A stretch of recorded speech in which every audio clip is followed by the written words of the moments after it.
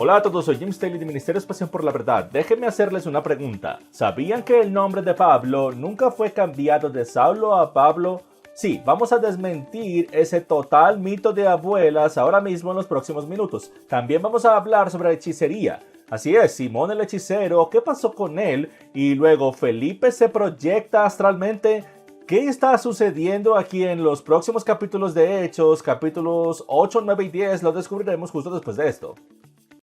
La fiesta de los tabernáculos está a punto de suceder de nuevo, amigos míos. En 2024, del 16 al 25 de octubre, será una semana completa de una increíble conexión con el Creador, tu familia y nuevos amigos. Así que vayan a passionfortabernacles.com y reserven su lugar en Sukkot 2024.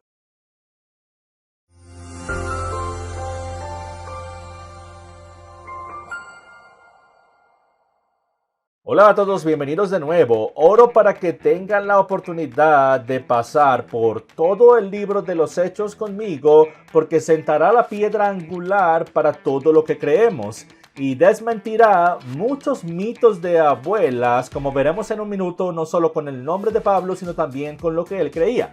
La primera mitad del libro de los Hechos trata realmente sobre el apóstol Pedro. Luego se transiciona fuera de Jerusalén en la segunda mitad, mientras nos enfocamos en el apóstol Pablo. Hay muchos malentendidos respecto al apóstol Pablo y lo que él creía específicamente sobre la ley de Dios. Hay un enorme debate en el primer siglo centrado en la circuncisión. ¿Cuál es la definición de salvación? ¿Pueden los gentiles ser salvos? Si pueden, ¿cómo se salvan? Entonces, ¿tienen que estar circuncidados y guardar la ley para salvación? ¿Qué pasa con la vida cristiana? ¿Cuál es el libro de la ley? Todas estas cosas vamos a abordarlas y lo discutiremos mientras se establece el escenario para el resto del Nuevo Testamento. Pero primero hablaremos de Pablo. Antes de hacerlo, podrían hacernos un favor. Si no estás suscrito a este canal, suscríbanse ahora. Si estás buscando contenido que explique la Biblia y les brinde conocimientos proféticos de lo que dicen las escrituras desde sus raíces hebreas originales en las que fueron escritas. Este canal no se trata sobre otra denominación, ni siquiera se trata sobre otra interpretación. Se trata de volver a las escrituras originales que fueron escritas por los propios hebreos. En el Nuevo Testamento, todos eran de la casa de Judá, del reino del sur de Israel, son judíos. Así que si no sabemos nada sobre el judaísmo del primer siglo, estamos en problemas porque había 26 sectas del judaísmo en el primer siglo. Habían dos partidos principales, saduceos y fariseos. Los has escuchado, pero ¿has oído hablar de la escuela de Hillel y de la escuela de Shammai? Estas eran las dos construcciones teológicas principales que estaban formando el debate en el primer siglo a medida que la secta del camino surgía y sus creencias denominacionales estaban cambiando desde sus propios antecedentes y construcciones judías a una nueva comprensión de la Torá, la escritura, como era bien conocida en el primer siglo. Esto involucra la inserción del Espíritu Santo poniendo la fe de nuevo en su lugar adecuado y permitir que toda la casa se construyera realmente sobre la roca. Así que si eso es lo que estás buscando, por favor suscríbete a este canal y comparte este material. Ok, vamos a Hechos capítulo 8, versículo 1 y veamos lo que dicen las escrituras. Aquí vamos. Bien, dice, y Saulo consentía en su muerte. Si recuerdan, la semana pasada hablamos sobre Esteban siendo apedreado hasta morir porque era tan atrevido, tan directo y estaba haciendo que los saduceos se vieran muy mal con su discurso, y cómo presentó el evangelio fueron absolutamente impactantes. Si no vieron el programa de la semana pasada, les animo a que vayan a verlo. Definitivamente aprenderán algunas cosas. Pero ahora Saulo, recuerden, se quitaron sus mantos. Hablamos sobre lo que significaban las túnicas y los mantos de autoridad. ¿Por qué se colocaron a los pies de Saulo, que básicamente es el policía allí? Es parte de la guardia del templo y está en autoridad y aprobó el apedrear a Esteban. Así que dice aquí en el versículo 1, Saulo consentía en su muerte. En aquel día hubo una gran persecución contra la iglesia que estaba en Jerusalén, y todos, salvo los apóstoles, fueron esparcidos por las tierras de Judea y de Samaria. Es muy importante que entiendan la parte profética, así como la histórica y académica dentro del libro de los Hechos. Eso es lo que estamos haciendo. Vamos a juntar todo esto, la parte académica, la histórica, el contexto hebreo y también la parte práctica. Así que aquí dice que hubo una gran persecución entre los discípulos judíos y los primeros seguidores judíos del Mesías. Recuerden que no hay gentiles que sean salvos en este momento. Incluso en Hechos capítulos 2 y 3 estamos hablando de 8,000 nuevos convertidos, muchos de ellos fariseos, líderes religiosos y todo tipo de gente judía común alrededor de Jerusalén. Y ahora nos estamos moviendo a un lugar donde están siendo perseguidos grandemente y Saulo está a la cima de la lista de sus persecutores. Dice que todos están siendo esparcidos por las regiones de Judea y Samaria, excepto los apóstoles. Ahora, una de las cosas que quiero señalar proféticamente aquí es que esto no es algo malo. Sin la persecución de los apóstoles en el primer siglo, en ese tiempo, el evangelio nunca habría llegado a Samaria. Nunca habrían ido a los rincones más lejanos de la tierra. Es la persecución la que causó que el evangelio realmente se expandiera. Incluso a través de nuestro miedo y al huir a las colinas que encontramos a alguien en las colinas y empezamos a compartir a Cristo con ellos. Con cuánta frecuencia en nuestras vidas ocurren cosas que nos hacen huir de cierta manera, que nos hacen temer por nuestras vidas. Y no me refiero necesariamente a nuestras vidas físicas. Alabado sea Dios que no vivimos en un país donde estamos temiendo por nuestras vidas, aunque creo que algún día eso sucederá. Pero a veces Dios permite tribulaciones, pruebas y cosas que nos suceden. Tal vez perdemos nuestro trabajo y encontramos otro trabajo en otro lugar. Ahora hay un nuevo campo misionero y nunca habrían llegado a conocer a Dios o a escuchar el evangelio de la manera en que tú lo compartes a través de la luz de tu vida y la palabra de tu testimonio, a menos que esas cosas que supuestamente eran malas sucedieran. Así que recuerda, Dios usa todo. No está tan preocupado por tu comodidad, tu seguridad y cómo te sientes contigo mismo, cómo lo está por hacer crecer el reino de Dios a través de ti. ¿Sabes lo que significa eso? Eres un recurso valioso. Eres un recurso valioso y alguien necesita escuchar eso. De hecho, si esto te ministra en este momento, ponlo en los comentarios. Soy valioso. Soy valioso para Dios. Dios quiere usarme. Demasiados de nosotros en la realidad de cómo crecimos, tal vez nunca nos hemos sentido que somos valiosos. Tal vez tu papá o mamá no te dieron el valor que absolutamente mereces de parte de Dios. Y estoy aquí para decirte, Dios te valora tanto que permitió que algunas de estas cosas sucedieran. Estamos en un mundo corrompido, pero Él va a usar esas cosas para infundir dentro de ti una fe que es sólida como una roca y que impactará la vida de alguien más.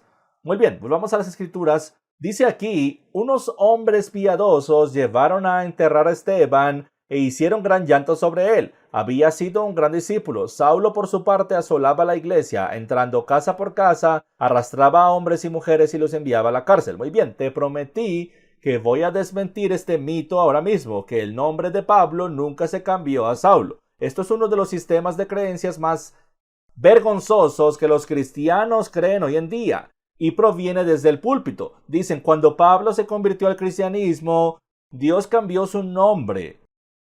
Damas y caballeros, Dios nunca cambió el nombre de Saulo. Eso es vergonzoso. ¿Cuál es la verdad? La verdad es que vivían en un entorno donde se hablaban varios idiomas simultáneamente. El hebreo se hablaba dentro de la sinagoga y en los círculos religiosos el arameo era el idioma más común del pueblo cotidiano. El griego se hablaba por el comercio y esos eran los tres idiomas principales de la época, con el latín en ascenso. Entonces, lo que pasó es que Saulo o Shaul en hebreo era su nombre hebreo. Ese era el nombre que su madre y su padre le dieron. Estudió bajo Gamaliel, el famoso rabino del primer siglo, el nieto de Hillel, de donde proviene la escuela de Hillel. Hablamos de eso la semana pasada y su sistema de creencias. Cuando Pablo entró al mundo gentil, simplemente era conocido por su nombre romano, que era Paulos. Así que eso es lo que está ocurriendo en la primera mitad del libro de Hechos. Mientras Saulo era presentado, él estaba siendo presentado dentro de la comunidad judía. Así que lo conocen por Saulo. Pero cuando Saulo comienza su ministerio, es derribado de un caballo, como veremos pronto, y empieza a moverse hacia las comunidades gentiles, lo conocen como Pablo. Y por supuesto se vuelve famoso como Pablo porque él es el apóstol de los gentiles, ¿ok? Entonces Pedro es el apóstol de los judíos, Pablo es el apóstol de los gentiles. Así que sin duda será conocido como Pablo y no como Shaul, ¿ok? Es muy simple. ¿A poco no es vergonzoso que todos estos años, décadas y milenios, incluyendo casi 2000 años, la Iglesia romana nos haya enseñado que el nombre de Pablo fue cambiado? Ahora, ¿por qué esto es tan crítico? Es porque si escuchas desde el púlpito que el nombre de Pablo fue cambiado cuando se convirtió, entonces estamos creando automáticamente una dicotomía entre el judaísmo del primer siglo y el cristianismo que no existía aquí en el libro de los Hechos en ese momento. No existía. Pablo nunca se convirtió a nada. No había otra religión llamada cristianismo a la que convertirse. ¿Ok? Ni siquiera está listo ni fuera de huevo aún para ser considerado algo realmente nuevo. Lo que está pasando es que estamos dentro de la estructura y el contexto del judaísmo y Pablo simplemente está añadiendo a Yeshua a la mezcla como el Mesías. Eso es exactamente lo que está ocurriendo. Él es judío completo del primer siglo, ¿ok? Tiene toda la ley de Moisés y la Torá que guarda. Él dice que es hermosa, que la ama, que es deleitable, que es buena y santa. Él dice que es la misma cosa que quiere guardar en Romanos capítulo 7, pero junto a la ley que quiere guardar encuentra otra ley dentro de él, que es la ley del pecado y de la muerte. Así que lucha. Él dice con mi mente, en el versículo 25, capítulo 7 de Romanos, con mi mente estoy sujeto a la ley de Dios, pero esta otra ley simplemente me jala. Mi carne sigue alejándome de la ley de Dios y por lo tanto estoy pecando porque el pecado es la transgresión de la ley, ¿verdad? Si eliminamos la ley, eliminamos la definición de pecado. Si no tenemos una definición de pecado, no tenemos consecuencias del pecado, lo que significa que no hay condena por quebrantarla, ni siquiera necesitamos a un salvador, porque todos los que han pecado merecen la muerte. Porque la paga del pecado es la muerte, por lo que la paga de quebrantar la ley de Dios es muerte. Elimina la ley de Dios y eliminas el pecado. Eliminas el pecado y eliminas la muerte. Nadie necesita un salvador. ¿Ves el problema? Así que Pablo no está en contra de la ley. Él es judío y está añadiendo a Jesús a su sistema teológico. Muy bien, así que eso es lo que está sucediendo brevemente. Ahora, sigamos.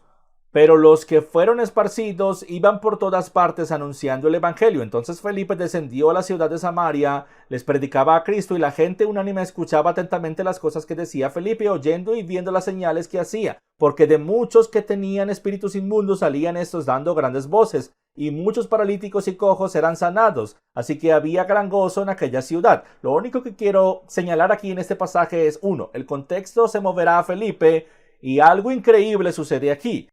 Y volveremos a él en un momento. Pero Felipe está tan involucrado en la palabra y el poder del Espíritu Santo que los espíritus inmundos están gritando mientras salen de las personas. La conexión que quiero hacer aquí es que los paralíticos y cojos fueron sanados. Y digamos que aquí hay una conexión absoluta, una fórmula A más B igual a C, que los espíritus inmundos pueden causar que las personas sean cojas, mudas, paralizadas y enfermas. Y muchas de las personas que están enfermas, cuando los demonios huyen, se llevan la enfermedad con ellos. Ahora, eso no quiere decir que todos que están enfermos o cojos tengan un demonio, pero simplemente dice que es una posibilidad. Lo he visto con mis propios ojos, que cuando alguien tiene un espíritu impuro, los espíritus no entran y limpian el ADN, lo ensucian. Pueden causar enfermedades, ¿ok? Y dolencias. Así que eso debe considerarse como una opción, que la liberación podría ser algo que esa persona necesite. Yo he tenido que ser liberado de mis propios demonios que estaban afuera oprimiéndome y yo no tenía idea. ¿Cómo puede un pastor de un ministerio internacional ser afectado o influenciado por demonios? Pues muy simple, son invisibles. Tienen acceso a nuestra mente, voluntad y emociones, igual que los ángeles, igual que el Espíritu de Dios. Cuando escuchas al Espíritu de Dios, sucede a través de la frecuencia del pensamiento. Cuando escuchas a los espíritus demoníacos, escuchas a través de la frecuencia del pensamiento. Hay un juego mental que sucede. Es muy parecido a un ángel en un hombro y a un diablo en el otro hombro. Es una guerra espiritual. Y para aquellos que no entienden la profundidad de la guerra espiritual, terminan en el lado perdedor de esa batalla. Pero cuando entiendes la guerra espiritual, te encontrarás más a menudo de rodillas, porque la única manera de vencer al enemigo es a través de dos cosas: obediencia y oración. Por eso es que dice que la oración de los justos puede mucho. La palabra justo en griego, en el diccionario de Thayer, es guardar la ley divina. No puedes decir que eres justo de otra manera. La definición de justo es hacer lo correcto, y la definición de hacer lo correcto, de acuerdo a toda la escritura, es guardar los mandamientos de Dios. Cuando guardamos los mandamientos de Dios, que no son gravosos, 1 de Juan 5:3, demostramos que amamos a Dios. 1 de Juan 5, del 1 al 2. Así que amamos la idea de ser justos, pero realmente no nos gusta la idea de lo que se necesita para llegar allí. Así es, obediencia, poniendo a un lado las obras de la carne por el Espíritu.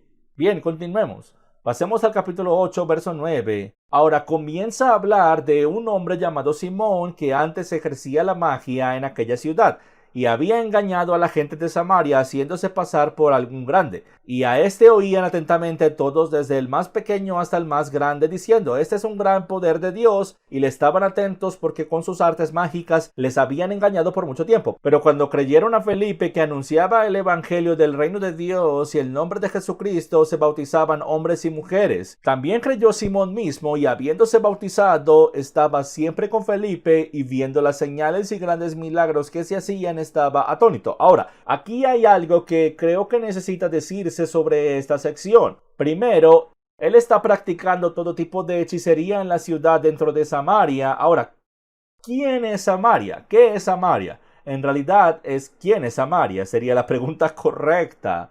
Samaria está compuesta por las tribus del reino del norte. Algunas de las tribus del norte, las 10 tribus de la casa de Israel. Si no estás familiarizado con lo que estoy diciendo, necesitas ver Crisis de Identidad. Es crucial para entender toda la Biblia al comprender que Israel alguna vez estuvo compuesto de 12 tribus. Bajo el rey Salomón, al final de su vida, se dividió en 2 reinos. Las 10 tribus del norte, en el norte, llamadas la casa de Israel, y las 2 tribus del sur, en el sur, Benjamín y Judá, llamadas la casa de Judá. La casa de Judá fue llevada al cautiverio en Babilonia, muy conocido, por 70 años, regresa bajo Nehemías, y por eso existen los judíos hoy en día. Las 10 tribus del norte fueron llevadas al cautiverio en 722 a.C. por Asiria, y luego fueron dispersadas y esparcidas por el mundo conocido en ese momento, y una de las ciudades a las que fueron dispersadas fue Samaria. Samaria era donde la mayoría de las 10 tribus del norte, o al menos algunos de los nobles de las 10 tribus, se asentaron en esa ciudad. Se casaron con los gentiles y de ahí proviene la raza mixta. Estos son israelitas de las 10 tribus del norte que se casaron con las naciones gentiles, y surge una amalgama de esta raza mixta de origen hebreo israelita y gentil, no judío y gentil, sino israelita y gentil. Es muy importante que entiendas esto, damas y caballeros, porque hay otro error en el cristianismo, que cuando escuchamos de un israelita inmediatamente pensamos en un judío, porque hoy en día estamos sesgados en nuestra comprensión de que los únicos israelitas que están aquí hoy en día son el pueblo judío que está en el estado moderno de Israel, pero esos son solo las 2 tribus del sur de la casa de Judá, en el reino del sur de Benjamín y Judá. Por eso Pablo es de la tribu de Benjamín. No hay otras tribus en el judaísmo del primer siglo hasta hoy. Son solo esas 2 tribus, Judá y Benjamín. Las otras 10 tribus han sido esparcidas y no se les permite volver al pacto. Nuevamente, no tengo tiempo para entrar en esto, pero mira a Crisis de Identidad y te sorprenderás de lo que no sabías y la importancia del evangelio y por qué Jesús realmente tuvo que venir. Te animo a que lo veas. Pero en este contexto, la ciudad de Samaria está compuesta por estas razas mixtas. Por eso Judá, Jerusalén, en ese momento odiaba a los samaritanos porque estaban relacionados con ellos, pero habían roto la Torá. Estaban divorciados y por eso fueron llevados al cautiverio, y para empeorar las cosas rompieron la Torá de nuevo al casarse entre las naciones y realmente arruinar su identidad tribal completamente. Pero esto es lo que está pasando. Así que el evangelio por Felipe llega a Samaria y Simón es el hechicero con el que todos están encantados porque está haciendo estas cosas que creen y piensan que es un gran hombre de Dios, pero la realidad es que no era un hombre de Dios en absoluto. Cuando pensamos en Simón el hechicero, pensamos en un gentil pagano, pero no lo era. Esta es una raza mixta, es un israelita gentil que cree en el Dios Yahvé y la gente piensa que es de Yahvé, por eso dice que tiene el poder de Dios. Piensan que es de Yahvé porque está haciendo estos milagros. ¿Qué sucede al final de los tiempos? Se dice que habrá personas que harán señales y prodigios, pero no son de Dios. Han accedido al ámbito demoníaco de alguna forma, tienen una forma de piedad, pero niegan el verdadero poder. El verdadero poder de Dios es una vida transformada. Escucha lo que estoy diciendo ahora mismo. Damas y caballeros, no hemos definido el poder de Dios por milagros, señales y prodigios. El verdadero poder de Dios se encuentra dentro de una vida transformada por Dios. Hace varias semanas guié a un hombre a Cristo que vino a darme una cotización para hacerme unos trabajos en mi casa y arreglar mi terraza. Era un contratista. Una semana después estaba entregando su vida a Cristo y pasó de ser un tipo completamente involucrado en cosas satánicas y alejándose de Dios a ser un tipo completamente comprometido con la acción del Espíritu Santo, y ahora está testificando a sus familiares ateos. Absolutamente increíble. ¿Qué es más poderoso? ¿Resucitar a alguien de entre los muertos, sanar a alguien, o una vida completamente arrebatada del diablo y en llamas para Dios? Esto es el poder que deberíamos estar buscando al final de los tiempos. Amén. Y eso es lo que está pasando. Felipe predica el evangelio, empieza a expresar el verdadero poder de Dios.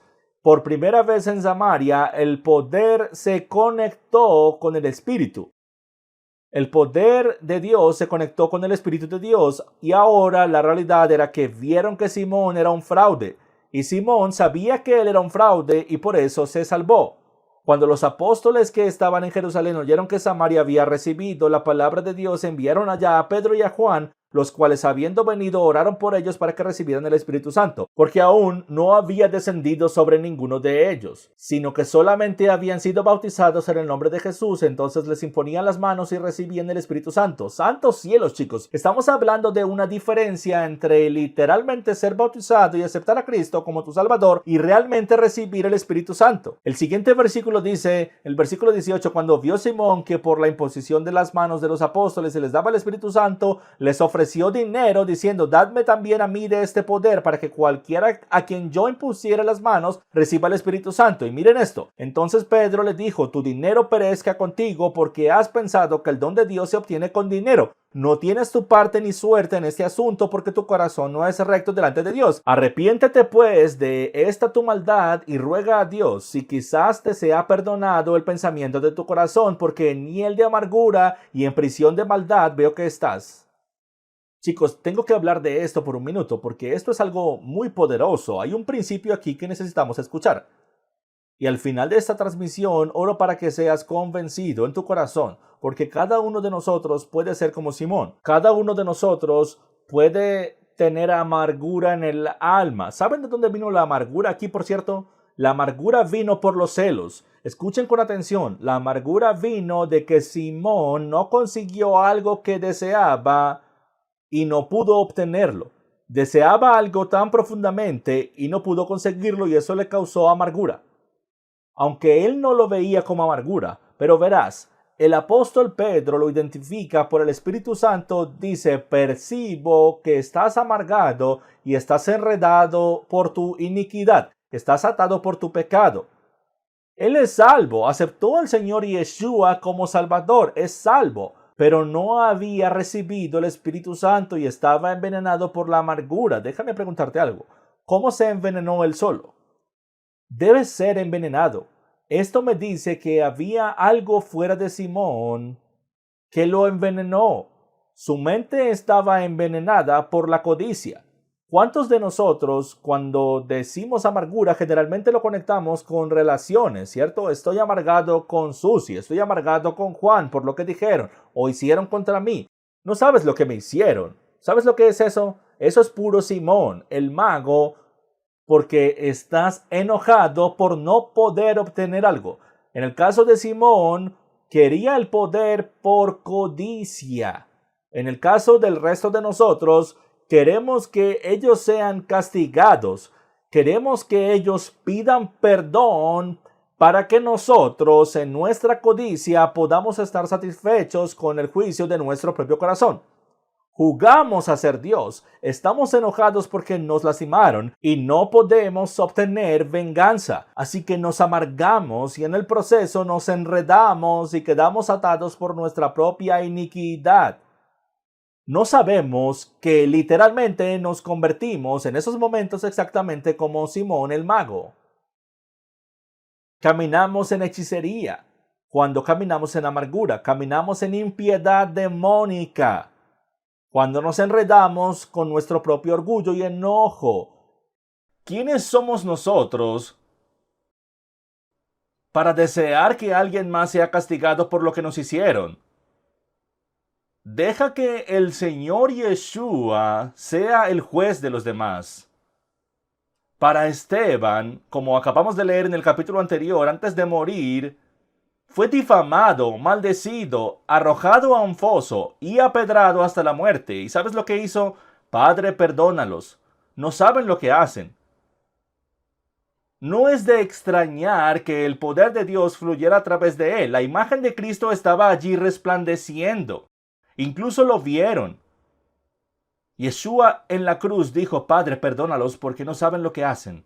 No hubo un descendiente divino que viniera del trono de Dios en la misma situación que no dijera, Dios, perdónalos. Incluso Moisés convenció a Dios de su propio trono de ira y dijo, Dios, por favor, perdónalos, son solo niños, no saben lo que hacen. Pero con nosotros, con nuestros enemigos, nos ponemos en una posición y ni siquiera sabemos que nos convertimos en Simón. Nos convertimos en el enemigo de Dios, nos convertimos en Satanás mismo y lo llamamos ira justa. No somos diferentes a los saduceos, que estamos enojados porque alguien robó nuestra dignidad, robó lo que pensamos que merecemos, nuestra reputación. ¿Sabes qué? Déjame decirte algo, hermano. Yeshua, que se hizo a sí mismo sin reputación, incluso fue a la cruz y no dijo ni una palabra.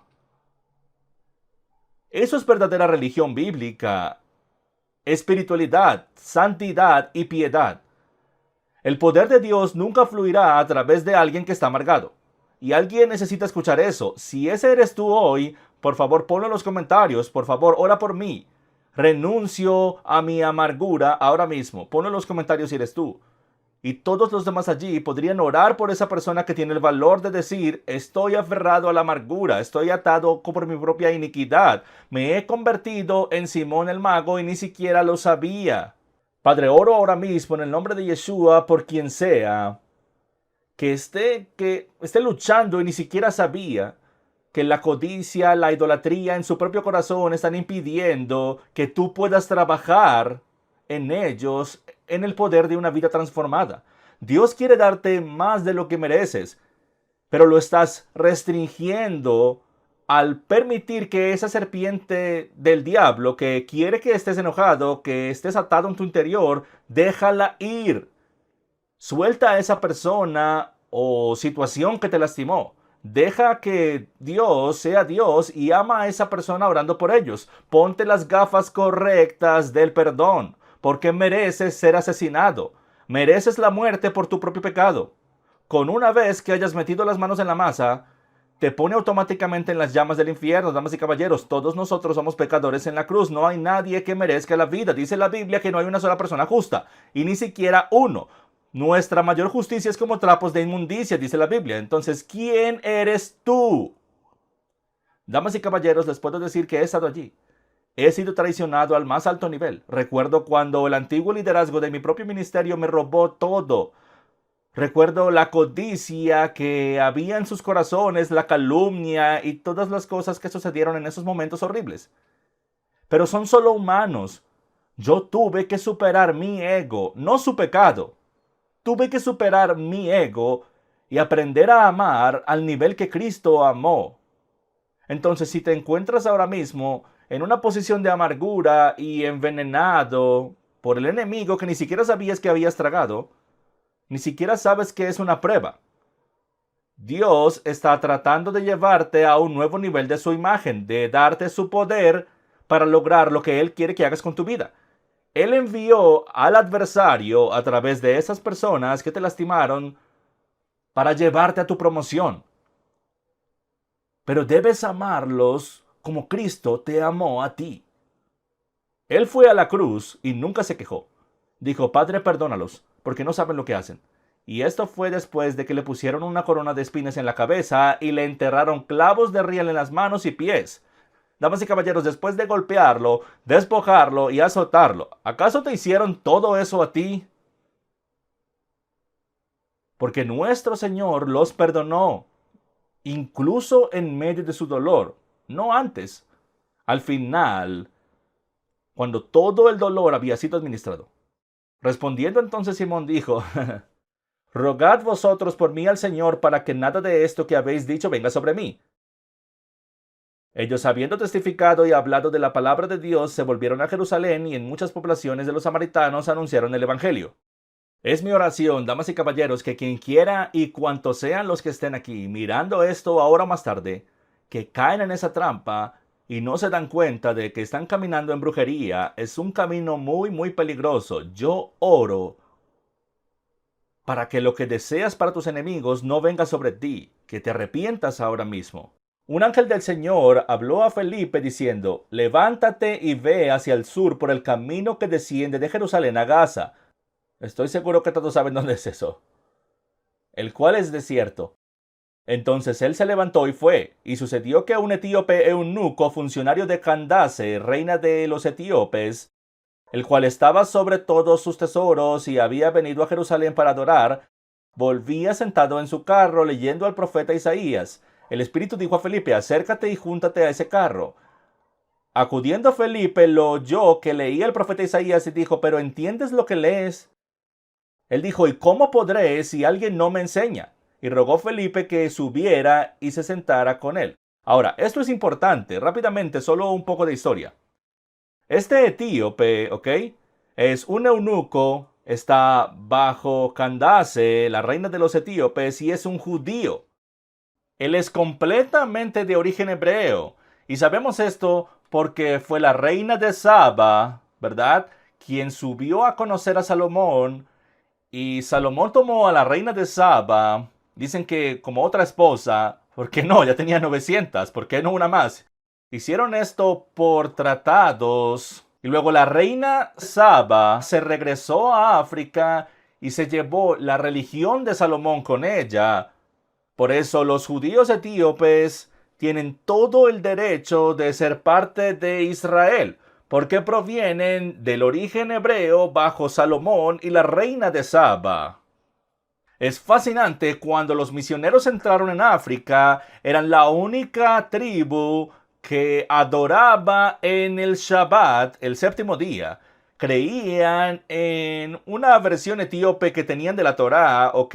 Y comían kosher, no comían animales impuros, tanto así que el resto de los africanos los llamaban con una palabra que no recuerdo, pero en su lengua básicamente significaba forasteros, no son de aquí, ¿ok?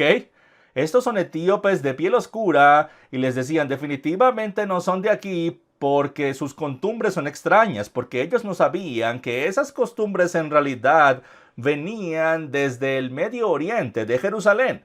Ahí es donde proviene su origen y este hombre es una de esas personas. Así que él está leyendo el libro de Isaías y Felipe dice, ¿entiendes lo que estás leyendo? Él ve que está leyendo el libro de Isaías capítulo 53 y dice esto. La porción de la escritura que estaba leyendo casualmente era esta sección. Como oveja a la muerte fue llevado y como cordero mudo delante del que lo trasquila. Así no abrió su boca. ¿No acabamos de hablar de esto? En su humillación no se le hizo justicia. Mas su generación, ¿quién lo contará? Porque fue quitada de la tierra su vida. Chicos, esto es asombroso. Aquí en Isaías 53, que muchas sinagogas judías no lo leen y en algunas sectas del judaísmo ni siquiera permiten que sus congregantes lean Isaías 53, en caso de que al leerlo vayan automáticamente a pensar, vaya, esto suena como al Yeshua cristiano, ¿verdad? Respondiendo el eunuco, dijo a Felipe: te ruego que me digas de quién dice el profeta esto, de sí mismo o de algún otro. Porque claramente está hablando de un ser humano que murió y fue quitado de la tierra. Entonces Felipe, abriendo su boca y comenzando desde esta escritura, le anunció el evangelio de Jesús. Yendo por el camino, llegaron a un lugar donde había agua, y dijo el eunuco: aquí hay agua, ¿qué impide que yo sea bautizado? Felipe dijo: si crees de todo corazón, bien puedes. Ahora, esto es importante. Debes entender que este eunuco judío de Etiopía entiende el mikvah, entiende el bautismo. Él nunca había oído hablar de Juan el Bautista, así que este no es un concepto nuevo para él. Esto es un concepto judío de inmersión en agua. En griego se llama bautismo, en hebreo se llama mikvah o ser inmerso. Y había muchas razones para ser inmerso, y esta es una de ellas. Cuando tienes un momento significativo en tu vida, una transformación de tu mente, voluntad y emociones, en la cultura judía se sumergían en agua con el entendimiento de que cuando te sumergías en el agua, lo que eras y lo que creías antes de eso, cuando salías eras completamente nuevo. Esto es algo que hacían. También podías bautizarte en el nombre de un rabino o ser inmerso en el nombre de un rabino. ¿Qué significa eso? Significa que si aceptabas el yugo, que era un modismo hebreo en el primer siglo de la interpretación de la Torá de este rabino, si tú tomabas un nuevo yugo de un nuevo rabino, la interpretación y enseñanza de un rabino, serías bautizado en su nombre. Cuando te sumerges en el agua, estabas muriendo a tu interpretación de las escrituras, la Torá específicamente en el primer siglo, y cuando salías del agua estabas aceptando el yugo, es decir, la interpretación de tu nuevo maestro, la nueva interpretación de la Torá de tu maestro. Y esto era hermoso porque preparó el terreno para Juan, que decía: ustedes están acostumbrados a ser bautizados en el nombre de un rabino, quiero que sean bautizados para la remisión de sus pecados. ¡Wow! Cuando te sumerges en el agua, tus pecados van a irse con el agua, los dejarás atrás, te arrepentirás. Y cuando venga el Mesías, Él te bautizará con agua y fuego. Hechos capítulo 2, el Espíritu Santo desciende en lenguas de fuego, representando la columna de fuego que estaba sobre el tabernáculo en el desierto, ahora está sobre ellos, representando que este es el nuevo templo del Espíritu Santo. El poder se encontrará con el Espíritu y con la verdad. Amén. Así que vean esto. Él decide que se va a bautizar, se sumerge en el verso 38, dice: mandó parar el carro y descendieron ambos al agua, Felipe y el eunuco, y lo bautizó. Cuando subieron del agua, el Espíritu del Señor arrebató a Felipe y el eunuco no lo vio más y siguió gozoso su camino. Pero Felipe se encontró en Azoto. Al pasar anunciaba el evangelio de todas las ciudades hasta llegar a Cesarea. ¿Qué está pasando aquí? ¿Puedes imaginarte esto? Recientemente estuve en Arkansas hablando en una conferencia de Shavuot y ahí estuve bautizando a varias personas que asistieron, y se imaginan que cuando salieran del agua yo desapareciera y hubiera vuelto a San Luis, lo cual habría sido muy conveniente porque es un viaje de 7 horas desde mi casa hasta donde estábamos en Arkansas. Sería algo increíble. Sería mejor que un jet privado si Dios pudiera simplemente trasladarme o a los ministros de donde necesitamos estar. Creo que se acercan días en los que eso podría suceder de nuevo, pero ahora en el ambiente espiritual, eso sucede en el ocultismo todo el tiempo, se llama proyección astral. De hecho, conocí a alguien en mi pasado que era parte del satanismo y él realizaba proyecciones astrales fuera de su cuerpo, tenía la capacidad de sacar su espíritu fuera de su cuerpo y trasladarse a cualquier lugar en el mundo que quisiera. Si quisiera entrar en una casa, podría hacerlo y ver todo lo que sucedía en esa casa. Es increíble y muy aterrador que esto esté ocurriendo en el ambiente demoníaco. ¿Por qué? Porque Satanás entiende la ciencia. Él entiende cómo manipular el ambiente espiritual y el físico. Así es como puede manifestarse como un ángel de luz en forma de un humano. De ahí es donde vendrá el anticristo eventualmente, y todo ya está sucediendo, y Dios lo hace también. Y lo hizo aquí mismo con Felipe. Felipe es trasladado a una ciudad completamente diferente. Puedes imaginarte salir del agua y de repente estás en calles empedradas. ¿Y sabes qué hace Felipe? Ni siquiera se asusta. Simplemente comienza a predicar el evangelio en todas partes donde va.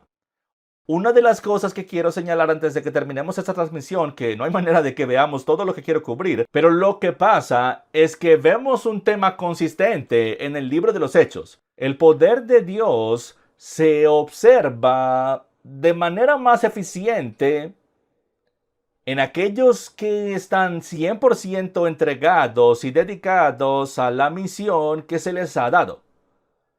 Dios hace lo que todo empleador hace. Pone todos sus recursos detrás de los que están completamente dedicados. Si queremos el poder de Dios, damas y caballeros, necesitamos aprender lo que estaban haciendo los discípulos, creer lo que ellos creían y luego dedicarnos al 100% a la causa. Y Dios nos proporcionará todo lo que necesitemos. Amén.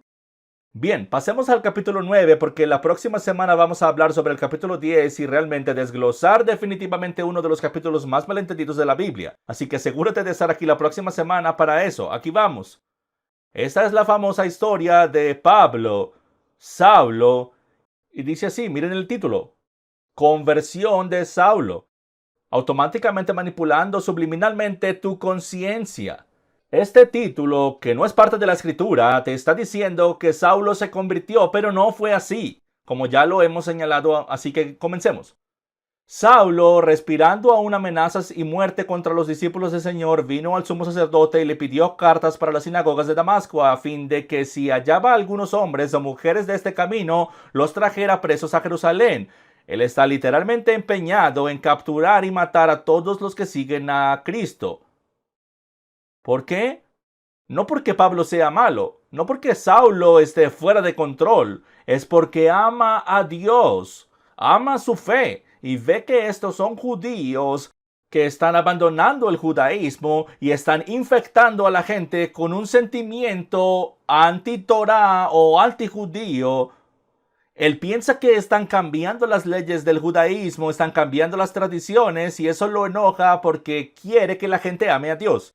Este es un enojo justo que tiene Saulo, y Dios va a usar eso en su contra y usarlo para su plan. Pero yendo por el camino aconteció que al llegar cerca de Damasco, como ven aquí, repentinamente lo rodeó un resplandor de luz del cielo. Cayendo en tierra oyó la frase más famosa del libro de los Hechos. Saulo, Saulo, ¿por qué me persigues? Es algo muy interesante lo que dice Yeshua. Por cierto, este es Yeshua. Él dijo, ¿quién eres, Señor? Y le dijo, yo soy Jesús. Por supuesto que en la lengua original habría dicho yo soy Yeshua, a quien tú persigues. Dura cosa te es dar coces contra el aguijón.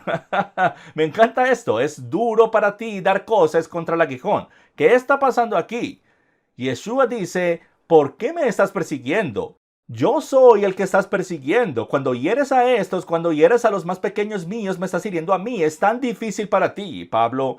Dar coces contra el aguijón. ¿Qué significa eso? Lo que está diciendo es que Pablo, lo que estás haciendo es vanidad. No tiene absolutamente ningún sentido. Lo que estás haciendo no va a lograr nada. Es completa vanidad. Él temblando y temeroso dijo, Señor, ¿qué quieres que yo haga?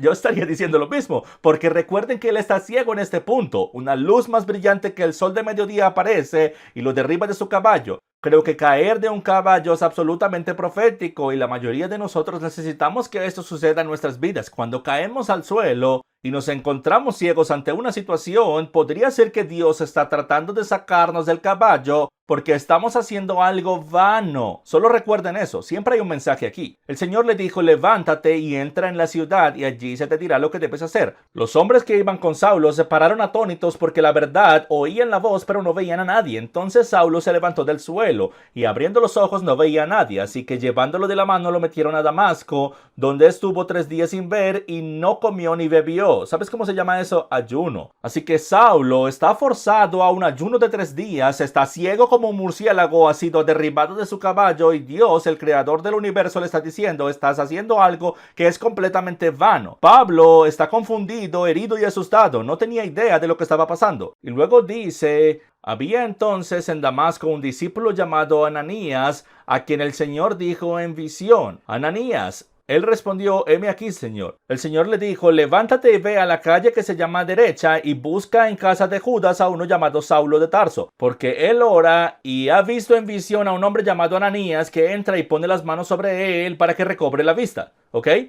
Ahora, creo que esto es fascinante.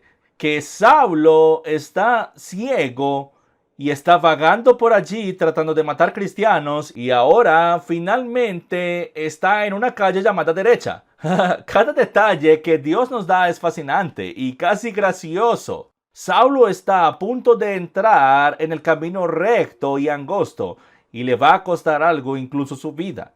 Entonces Ananías respondió: Señor, he oído de muchos acerca de este hombre, cuántos males ha hecho a tus santos en Jerusalén, y aún aquí tiene autoridad de los principales sacerdotes para prender a todos los que invocan tu nombre. ¿Sabes lo que Ananías está diciendo aquí? Dios, ¿estás loco? ¿Quieres que vaya a hablar con ese tipo llamado Saulo? Sabes que él está buscando a personas como yo, ¿verdad?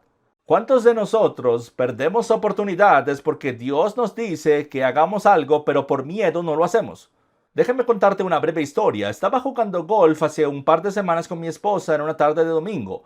Había una pareja, dos tipos con nosotros con quienes nos emparejaron, y uno de ellos tenía una pierna lastimada. Su tobillo estaba muy mal herido, apenas podía jugar golf con lo mal que estaba. El Espíritu Santo me dijo, y cuando digo el Espíritu Santo fue tan claro que debía poner las manos sobre él y sanarlo.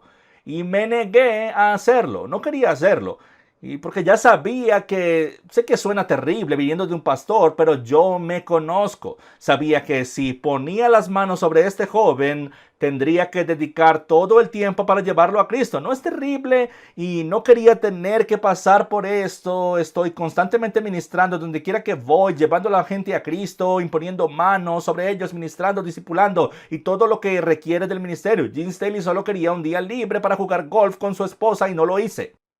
Terminé y me sentí tan mal cuando entré a mi camioneta con la convicción de haber desobedecido a Dios. Sabía que era una sensación horrible saber que quizás muchas otras personas se habrían salvado por ese caballero si hubiera puesto las manos sobre él. Y este es uno de esos momentos en los que me convertí en Ananías.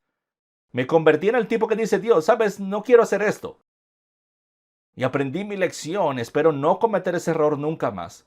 Fue entonces Ananías y entró en la casa y poniendo sobre él las manos dijo: Hermano Saulo, el Señor Jesús, que se te apareció en el camino por donde venías, me ha enviado para que recibas la vista y seas lleno del Espíritu Santo. Al instante cayeron de sus ojos como escamas y recobró la vista. Se levantó y vemos esto de nuevo, fue bautizado.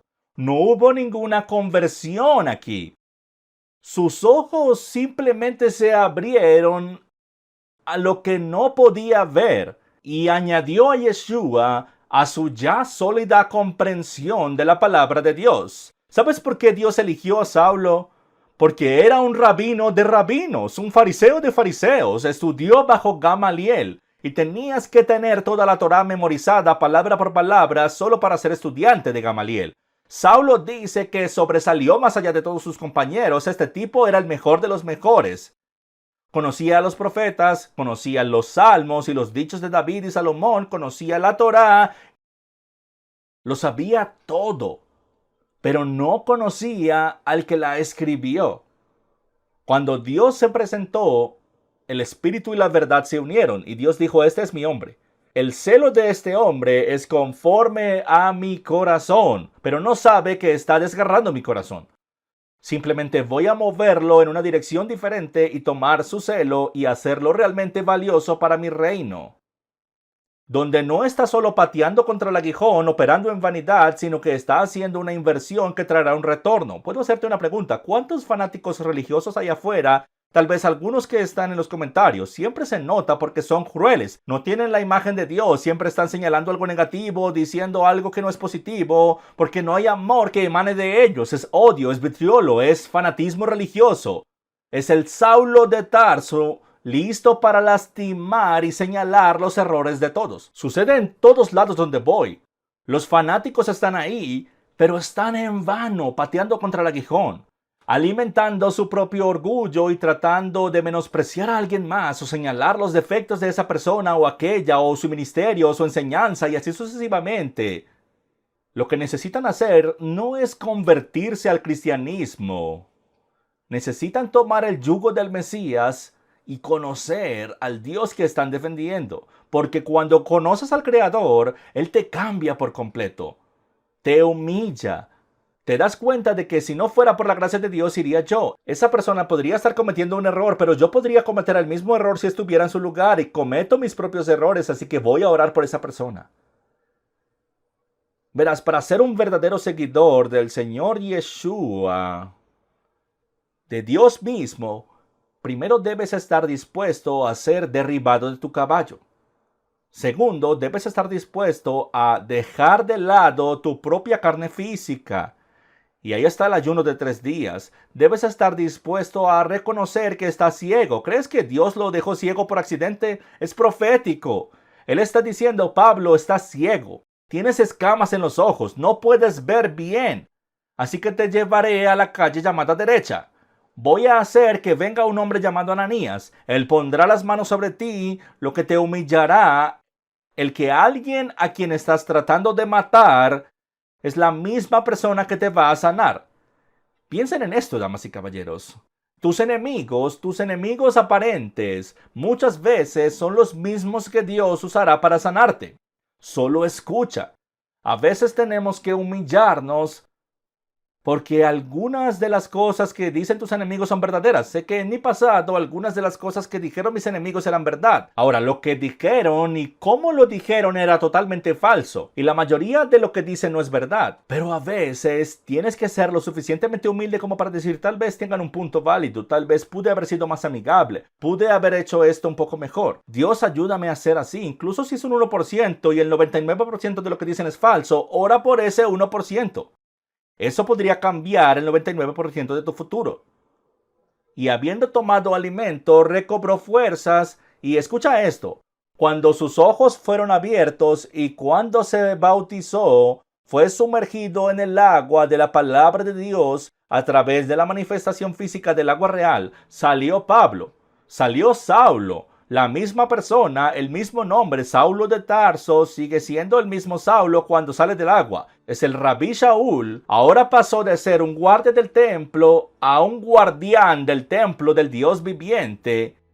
Y el Espíritu Santo lo usó poderosamente. Enseguida predicaba a Cristo en las sinagogas y todos los que lo oían estaban atónitos. ¿No es este el que nos perseguía y quería matarnos? Y Saulo... Mira, no dice Pablo, no hay conversión al cristianismo aquí. Hay una adición del Espíritu del Dios viviente a la fe que ya tenía. Pero Saulo mucho más se enardecía y confundía a los judíos que vivían en Damasco, demostrando que Jesús era el Cristo. Él va a Damasco, damas y caballeros, para matar y arrestar cristianos.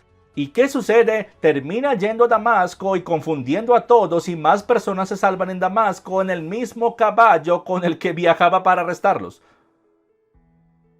Puedo hacerte una pregunta. ¿Qué caballo estás montando? ¿Y a dónde vas? ¿Y cuál es la fuente de tu fe? ¿Cuál es la motivación detrás de lo que haces? Si no es la imagen de Cristo, entonces es tu imagen. Y tu imagen es la carne, es directamente un reflejo del enemigo que odias. Regresa y escucha eso de nuevo. A veces la amargura que tenemos está directamente relacionada con nuestra codicia y nuestro deseo de estar en control y tener todo el poder sobre las personas. Más vale que me respeten, me han quitado algo. Déjame decirte, si eres un discípulo de Jesucristo, Yeshua de Nazaret, que nació en la casa del pan en Betlehem, entonces nadie tiene el poder de robarte nada a ti. Yeshua dijo: nunca te dejaré ni te abandonaré, y todo en tu vida está bajo llave en su reino. Está asegurado. Así que si te roban algo es porque Dios lo permitió. Bájate de tu caballo, damas y caballeros. Cae de rodillas antes de que el Hijo del Dios viviente se aparezca en su caballo. Cáete del tuyo primero y permite que Dios te transforme en quien necesitas ser.